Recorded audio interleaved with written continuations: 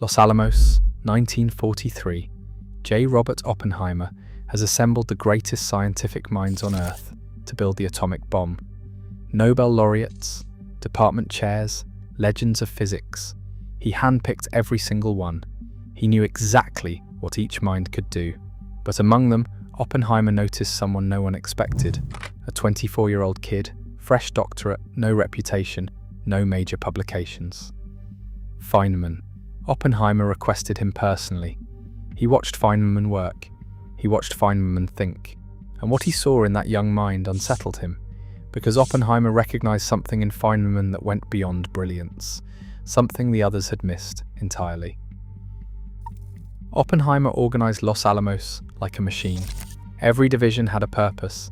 Every scientist had a role. He placed Bethe in charge of the theoretical division, the most critical unit in the entire laboratory. Bethe was a giant, a future Nobel laureate, one of the sharpest minds in nuclear physics. And Oppenheimer told Bethe to put Feynman on his team, not as an assistant, not as a junior calculator, but as a core member of the theory group. Feynman was decades younger than everyone around him. He had no track record, he had no famous papers, but Oppenheimer's word carried weight, and Oppenheimer had made his choice. It paid off almost immediately. Bethe needed someone to think with, someone to push back on his ideas. Most physicists at Los Alamos were too respectful, too cautious, and they would nod along when Bethe talked. Feynman did the opposite. He walked into Bethe's office and told him his ideas were wrong, directly, without hesitation. Bethe loved it. He later said he would rather lose any two other men from the project than lose Feynman. That comment appears in a letter Bethe wrote to Cornell University in October 1943. Oppenheimer had seen this coming. He knew Feynman did not process authority the way other young scientists did. Feynman treated ideas as objects to be tested. The name attached to the idea meant nothing to him. Only the idea itself mattered. Then Oppenheimer watched Feynman solve problems. This is where things got interesting. Most physicists at Los Alamos followed a standard process. They took known equations, they applied established frameworks, and they worked within the boundaries of existing theory. Feynman ignored all of that. He would look at a problem, throw out the standard approach, and rebuild the entire thing from scratch. He created his own mental pictures, his own shortcuts, his own pathways to the answer. He arrived at the same destinations as everyone else, but he took roads that nobody had ever seen before. A specific example, the bomb required enormous amounts of numerical computation. Teams of people sat at desks with mechanical calculators, grinding through equations by hand. They were called human computers. The work was painfully slow. The army had recruited these workers from high schools across the country. They were smart, with engineering ability, but nobody had told them what they were actually calculating. They punched numbers into machines all day without understanding why. The work crawled. Feynman looked at this system and saw a broken machine. He reorganized the entire workflow. He invented a way for the human computers to process calculations simultaneously, instead of one at a time. He created a parallel processing system decades before the term existed in computing. But first, he went to Oppenheimer with a request. He needed permission to tell the workers what they were building. Oppenheimer went to the security office and got special clearance. Feynman gave the workers a lecture on the physics of the bomb. He told them what their numbers meant. If the pressure went up, that meant more energy released. Suddenly the workers understood, they cared. The speed of computation increased by a factor of nearly 10. Oppenheimer observed this and understood something important. Feynman had not solved a physics problem. He had solved a systems problem. He looked at an entire operation, identified where it was broken, and fixed the machine itself. Most brilliant physicists could solve equations. Feynman could see the whole system and redesign it. That was a different kind of intelligence altogether. Then came Niels Bohr.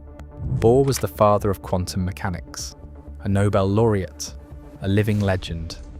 When Bohr visited Los Alamos, even the senior physicists treated him like a god.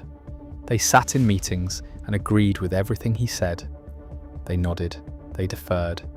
They were afraid to challenge the great Niels Bohr. Feynman was not. During Bohr's second visit, something unusual happened. Bohr's son Arj called Feynman early in the morning. Bohr wanted to meet with him privately, before the senior physicists arrived.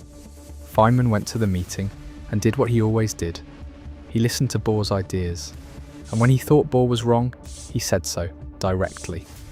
For 2 hours, they argued back and forth. Feynman told Bohr his calculations had problems. He called one idea a damn fool concept to the most revered physicist alive. When the session ended, Bohr told his son something remarkable. He said Feynman was the only person at Los Alamos who was not afraid of him, the only one who would say when an idea was crazy. Bohr told Arj that next time they needed to discuss ideas, they should skip the senior scientists entirely and talk to Feynman first, because the others would just say, "Yes, yes, Dr. Bohr." Feynman would tell the truth. Oppenheimer watched this dynamic unfold. He understood exactly what it meant. Most brilliant people are still constrained by social hierarchy. They hold back around famous names. They soften their criticism. They defer to reputation. Feynman operated outside that system entirely. His mind did not recognize rank. It only recognized whether an idea was right or wrong. That quality was extraordinarily rare, even at a laboratory full of geniuses. And Oppenheimer saw it in other places too. Feynman became famous at Los Alamos for cracking safes. He opened locked filing cabinets containing classified nuclear secrets. He did it over and over. The security staff was alarmed, but Feynman had not learned some magic trick. He studied the mechanical weaknesses of combination locks. He figured out manufacturer defaults. He watched how people behaved when they set their combinations. He found the system underneath the system, and then he exploited its weak points. Most people saw a prankster. Oppenheimer saw method. Feynman approached locks the exact same way he approached physics. Find the underlying structure. Find where it breaks. Use that. During all of this, Feynman carried a weight that most of his colleagues never knew about. His wife Arlene was dying of tuberculosis. She was in a sanatorium in Albuquerque, hours away from Los Alamos. Feynman drove to see her every week. Oppenheimer personally arranged the permissions for these visits, and he bent military rules to make it happen. He understood what Feynman was carrying. Arlene died in June 1945, weeks before the Trinity test. Feynman came back to the laboratory and kept working. His output did not drop. His contributions remained enormous. Oppenheimer noticed. He recognized in Feynman something he understood personally, the ability to compartmentalize devastating pain and keep the mind functioning. Oppenheimer himself carried immense burdens during the project. He saw a kindred quality in Feynman. A harder edge appeared, a deeper restlessness. But the work continued. In November 1943, while all of this was unfolding, Oppenheimer sat down and wrote a letter. It was addressed to Raymond T. Burge, the head of the physics department at the University of California, Berkeley. Oppenheimer was not writing about the bomb. He was writing about Feynman. He told Burge that Feynman was, by all odds, the most brilliant young physicist at the entire laboratory. He described Feynman as an excellent teacher with a warm feeling for physics. He said Feynman had the best possible relationships with both the theoretical and experimental teams. He told Burge to hire him. He also cited Eugene Wigner, another future Nobel laureate, who had compared Feynman to Paul Dirac, one of the greatest theoretical physicists who ever lived. Wigner called Feynman a second Dirac, only this time human. This letter was written about a 25-year-old at a site that included some of the most accomplished scientists in history. Oppenheimer ranked Feynman above all of them in raw potential, and he put it in writing. After the war, Oppenheimer did something he rarely did. He personally contacted multiple top universities on Feynman's behalf. He lobbied for Feynman's career. Cornell hired Feynman, partly on the strength of Oppenheimer's advocacy.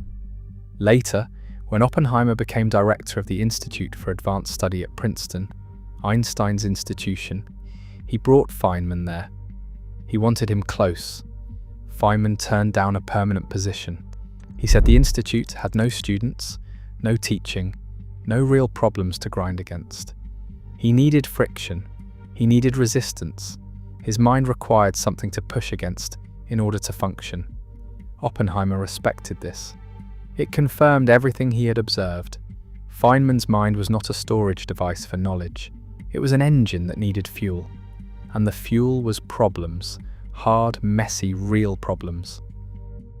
3 years later, at the 1948 Pocono Conference, Feynman unveiled his new approach to quantum electrodynamics. He used simple drawings to represent particle interactions. Today they are called Feynman diagrams. The audience was confused. Julian Schwinger had presented a competing method using dense traditional mathematics. Most physicists trusted Schwinger's version because it looked familiar. Feynman's version looked like doodles. Freeman Dyson, a young British mathematician, later proved that both methods were mathematically identical. Feynman's approach was simply easier to use. Today, Feynman diagrams are the standard tool of particle physics. Every graduate student in the world learns them. They changed how humans calculate the behavior of the universe. Oppenheimer had predicted this. Years before the diagrams existed, he had identified the quality that would produce them. Feynman thought in pictures. He built intuition first and formalism second. He did not follow the paths that existed. He built new ones. Oppenheimer's own career was destroyed. The 1954 security hearings stripped him of his clearance. His influence in government ended. His reputation was scarred, but his scientific judgment outlasted all of it. Every prediction Oppenheimer made about Feynman came true. Every single one. Feynman won the Nobel Prize in Physics in 1965 for his work on quantum electrodynamics. He became one of the most influential physicists of the 20th century. His diagrams reshaped how humans understand the subatomic world. His lectures became the gold standard for teaching physics. His methods are still used in laboratories and classrooms today, decades after his death. Oppenheimer saw all of this when Feynman was 24 years old, a kid with no publications, no awards, no reputation, surrounded by Nobel laureates and living legends. Oppenheimer pointed at him and said, "That one. He is the future." What Oppenheimer observed was simple. He had spent his career managing geniuses. He could read a scientific mind the way a conductor reads an orchestra. And in Feynman, he found one instrument he could not fully predict. A mind that did not follow the music. It wrote its own. And that was exactly what made it extraordinary.